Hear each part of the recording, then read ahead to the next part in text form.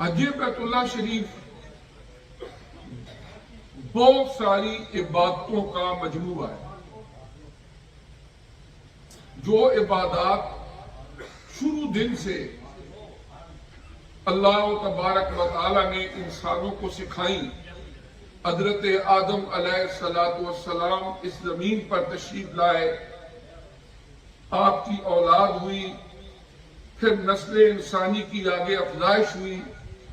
آپ کی اولاد میں آگے آقا نامدار محمد رسول اللہ صلی اللہ علیہ وسلم تک کم و بیش 1,24,000 انبیاء اور رسل تشریف لائے. اور جو عبادات کا طریقہ اللہ نے اپنے پیارے پیغمبروں کے ذریعے اولاد آدم کو سکھایا، اس کی چند ایک قسمیں. مثلا ایک عبادت وہ ہوتی ہے کہ جو بدنی عبادت ہے، فزیکل عبادت ہے. مثال کے طور پر جس وقت ہم روزہ رکھ رہے ہوتے ہیں یا نماز کی ادائیگی کر رہے ہوتے ہیں، تو اگر ایک بندہ کسی چیئر پر زمین پر بیٹھ کے تسبیح پڑھی، نماز کے سارے وہ اوراد وہ سبق پڑھ لے تو نماز تو نہیں ہوتی.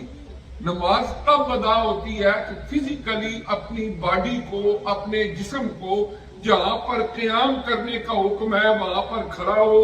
جہاں پر بیٹھنے کا حکم ہے وہاں بیٹھے، جہاں پر رکوع کرنے کا حکم ہے وہاں پر رکوع کرے، جہاں پر سجدہ کرنے کا حکم ہے وہاں پر سجدہ ادا کرے. نماز پھر ادا ہوتی ہے نا، کیونکہ اس کا تعلق ہماری باڈی سے ہے. اس لیے ایک جو عبادت کی قسم ہے وہ ہے بدنی عبادت. جس وقت ہم روزہ رکھتے ہیں تو ہماری باڈی کو ضرورت ہوتی ہے نا کھانے پینے کی، تو جس وقت ہم کھاتے نہیں پیتے نہیں تو ہم اس بدنی عبادت کو ادا کر رہے ہوتے ہیں. دوسرے نمبر پر عبادت ہوتی ہے مالی. مثلا جب ہم زکوٰۃ ادا کرتے ہیں، صدقات و خیرات کرتے ہیں، تو اس وقت ہم مالی عبادت کا فریضہ سر انجام دے رہے ہوتے ہیں. یعنی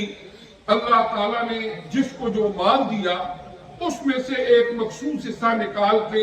اللہ کی رضا اور خوشنودی کے حصول کے لیے ان مستحقین کو، ان غرباء، مساکین اور ڈیزرو لوگوں تک پہنچانا، ان کو دینا، یہ مالی عبادت ہے. اور تیسری قسم جو عبادت کی ہے وہ ہے زبانی عبادت، جو کہ زبان سے الفاظ کی ادائیگی کر کے عبادت کی جاتی ہے. مثلا ایک بندہ بیٹھ کے جب تسبیحات پڑھ رہا ہے، اللہ کی تعریف کر رہا ہے، قرآن کی تلاوت کر رہا ہے اپنی زبان سے، حضور نبی کریم علیہ السلام کی بارگاہ میں درود و سلام کے نذرانے پیش کر رہا ہے، تو جب یہ اپنی زبان سے الفاظ کو ادا کر کے عبادت کی جا رہی ہوتی ہے تو یہ زبانی عبادت. تو جتنی بھی عبادات ہیں ہماری، ان کے اندر مثلا نماز ہے، اس کے اندر زبانی عبادت بھی ہے اور بدنی عبادت بھی ہے. باقی جو عبادات ہیں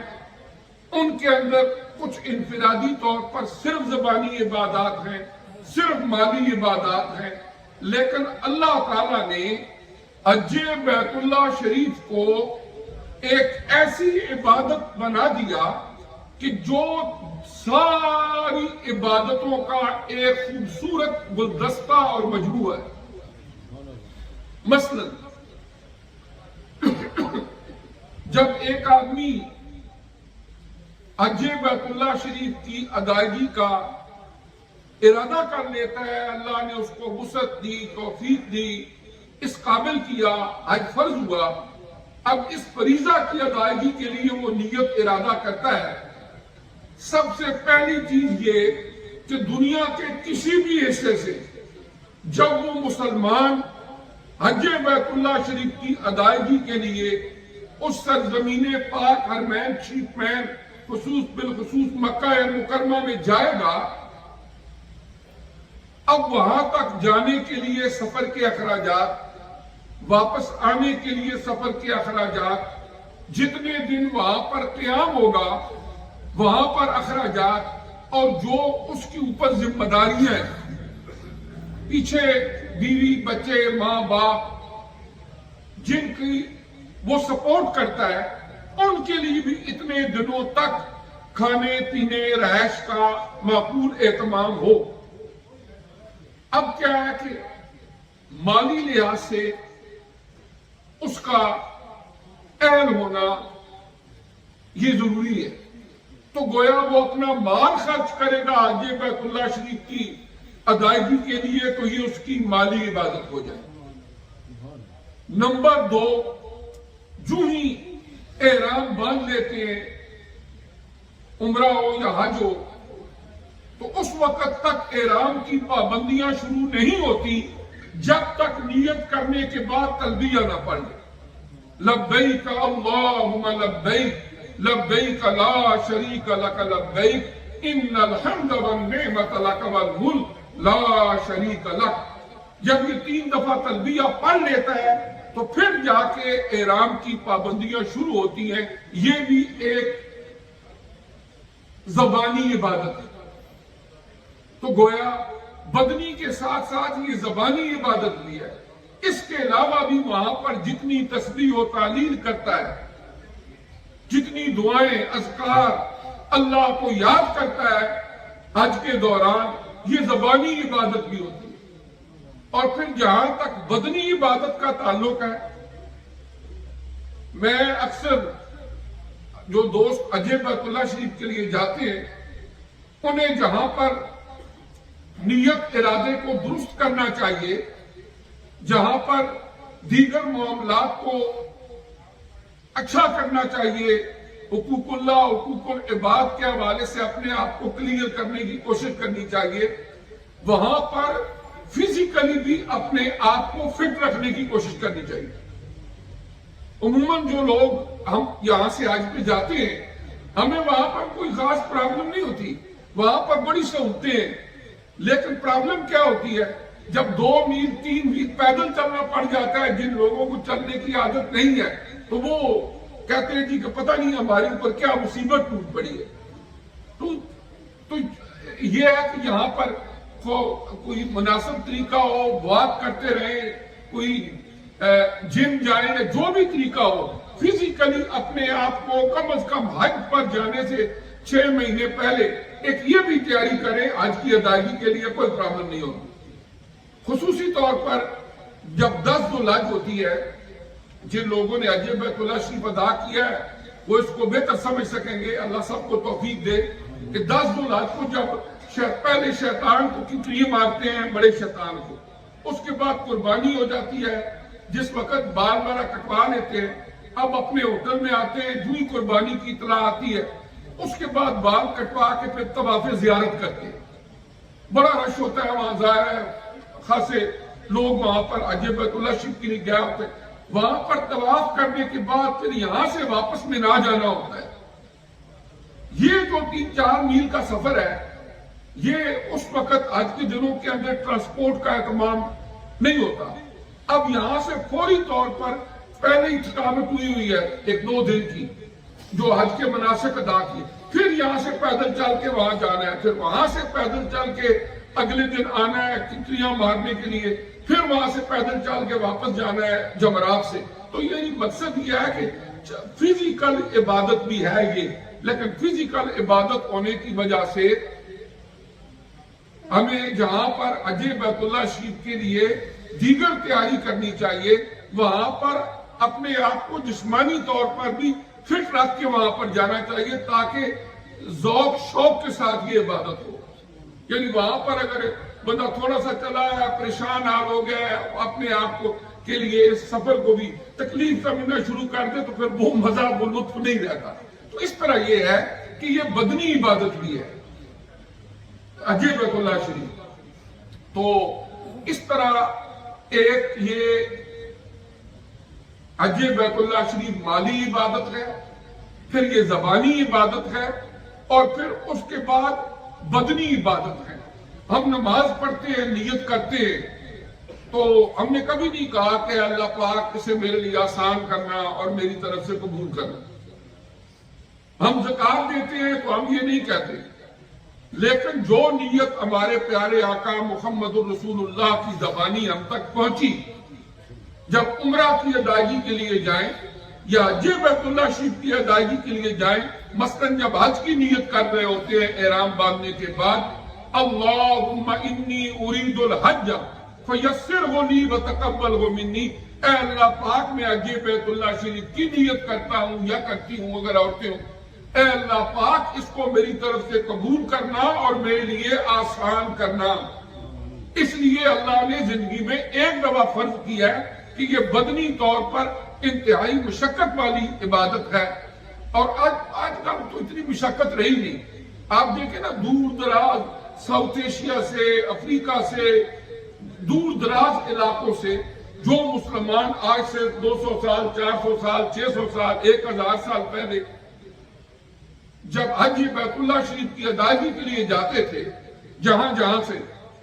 اب 6 مہینے پہلے، 1 سال پہلے وہ تیاری کرتے یا کسی سواری کا اہتمام کرتے یا پیدل جاتے۔ اب رستے کے اندر گرمی بھی آنی ہے، سردی بھی آنی ہے، کہیں پر پڑاؤ بھی ڈالنا ہے، کھانے پینے کا بھی اہتمام کرنا ہے، رستے میں پہاڑ بھی آنے ہیں، جنگل بھی آنے ہیں، صحرا بھی آنے ہیں، ظاہر ہے کہیں سے بھی بندہ جا رہا ہوتا ہے۔ اب وہ ساری چیزیں عبور کر کے سارے رستے، ان لوگوں کا کیا ذوق ہوگا، کیا شوق ہوگا، کس طرح وہ اتنے مہینے بعد ایسے بھی پہنچ ہی نہیں سکے منظر پہ، رستے میں ہی اللہ کو پیارے ہو گئے۔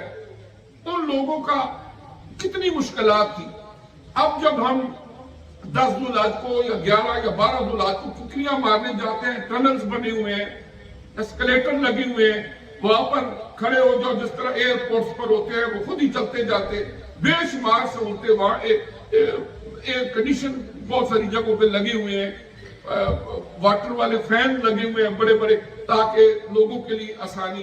اس کے باوجود ذرا سی مشکل آ جائے تو وہاں بڑے بڑے تماشے بھی ہوتے ہیں۔ تو بات یہ ہوتی ہے کہ بعض اوقات تو نیگلیجنس تو نہیں ہونی چاہیے کسی کی طرف سے بھی، اپنی ذمہ داریوں کو صحیح ادا کرنا چاہیے، لیکن اس کے باوجود اس سفر کے اندر وہاں پر بہت رش ہوتا ہے، بہت ساری چیزیں جو منتظمین ہوتے ہیں ان کے بھی ہاتھ میں نہیں ہوتی، لہذا اس سفر کے اندر صبر کے ساتھ، تحمل کے ساتھ اور حوصلے کے ساتھ اس فریضہ کو ادا کرنا چاہیے، اور کم از کم بندہ ذہن میں یہ سوچے کہ ہمیں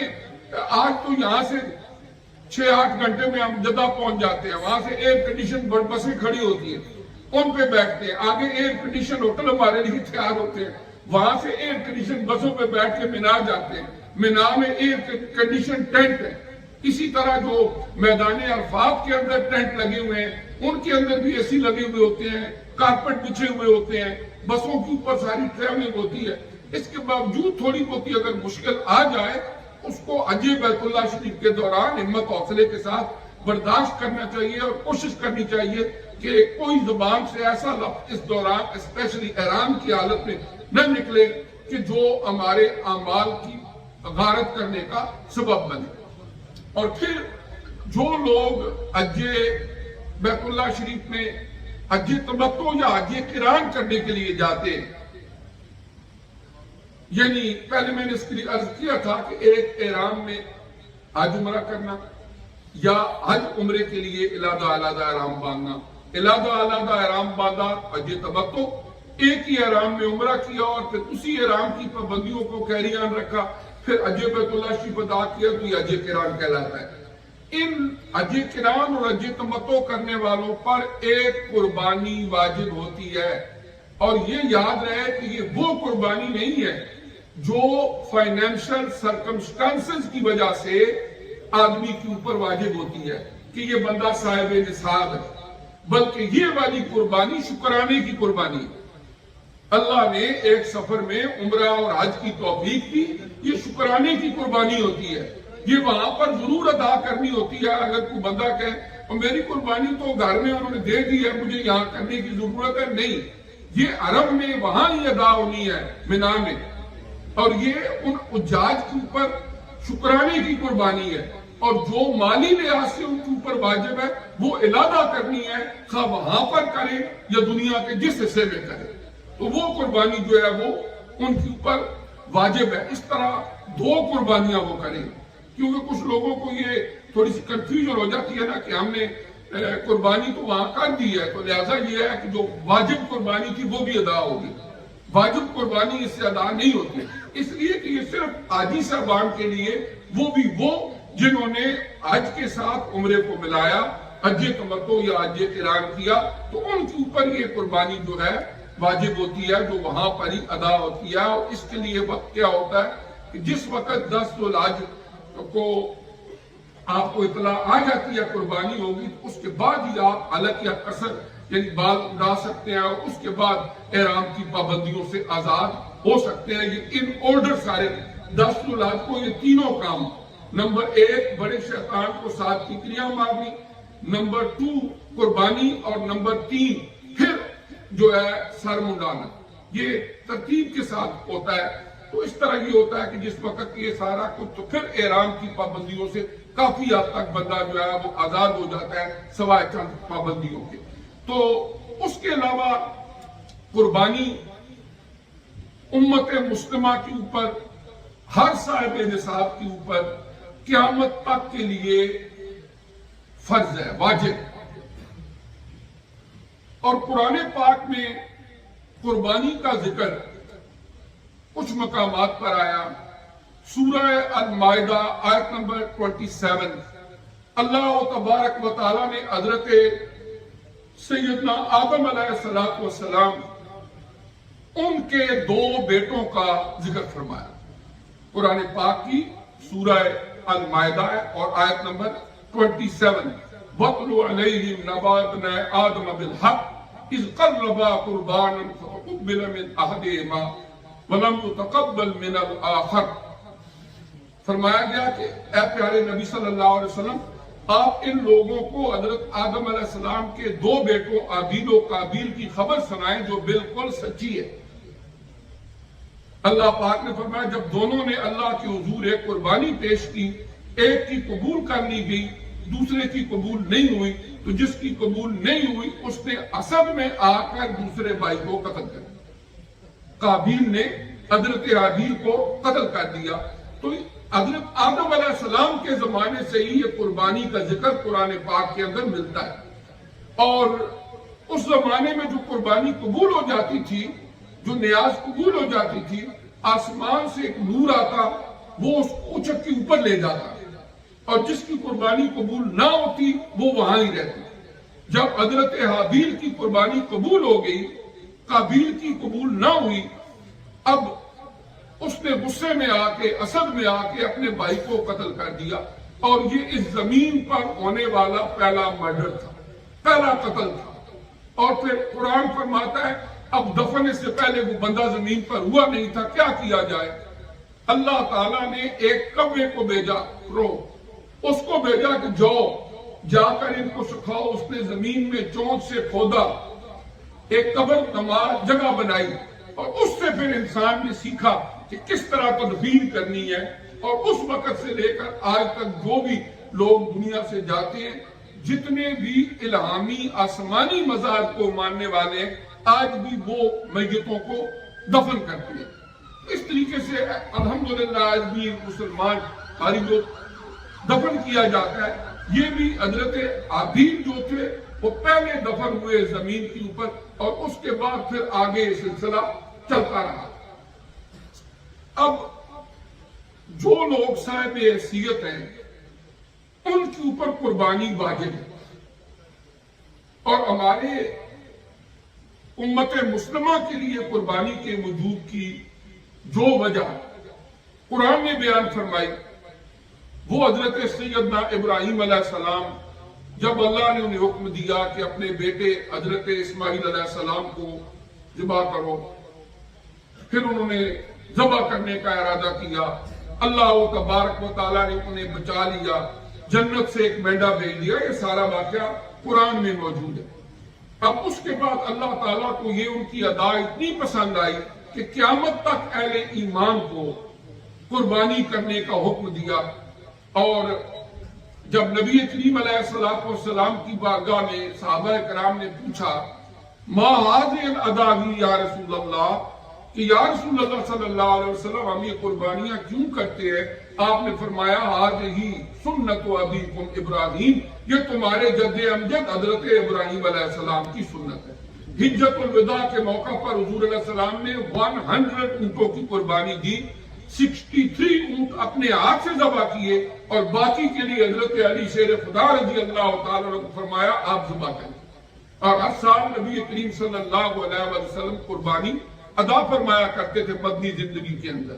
تو اس طرح یہ ہے کہ قربانی کی جگہ کچھ لوگ کہتے ہیں کہ صدقہ کر دیا جائے، نہیں، قربانی ہی ہوگی۔ اس کی جگہ اگر صدقہ کر دیں گے، صدقے کا ثواب دے اللہ تعالیٰ، اس اپنی منشا مرضی ہے، لیکن آپ کو قربانی کا واجب اپنے ذمہ رہے گا اور اس کا گناہ برقرار رہے گا۔ اس لیے جو صاحب حیثیت لوگ ہیں انہیں اس قربانی کے فریضے کو ضرور بضرور بجا لانا چاہیے۔ گھر کے جتنے افراد صاحب نصاب ہیں،